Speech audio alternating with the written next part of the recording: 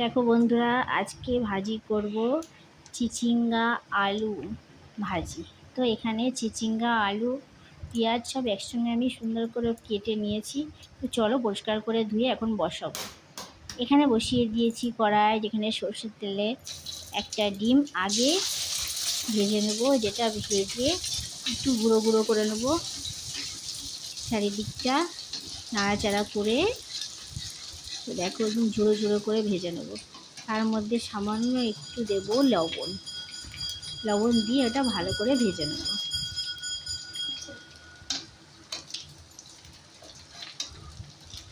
বেশ ডিমটা একটু হালকা হালকা লাল থাকবে, দিয়ে সেটা ভাজাটা তারপরে হয়ে যাবে। কোনো হওয়ার পর ভাজাটা আমি তুলে নিচ্ছি।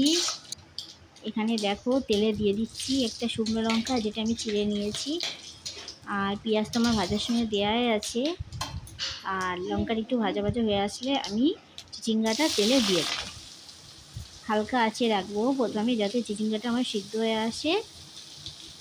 কেউ চিচিঙ্গা আগে থাকতে জলটা চটকিয়ে দিলে জলটা ঝরে যায়, কিন্তু আমি এখানে আলু পেঁয়াজ চিচিঙ্গা সব একসঙ্গে দিয়েছি। আর লবণ আরেকটা দিয়ে দিলাম অল্প, কেন আমার ওই তেলে অল্প লবণ ছিল।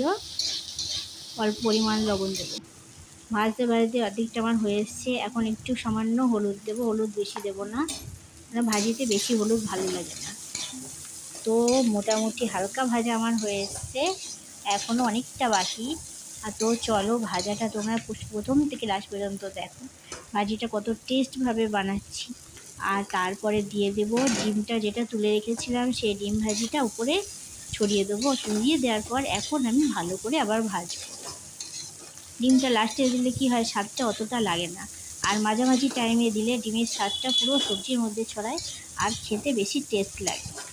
তো এখানে এখন অনেকক্ষণ ভাজতে থাকবো, আর এখন একটু ঢাকা দিয়ে দেবো ভাজিটা, তাহলে সিদ্ধ হয়ে আসবে।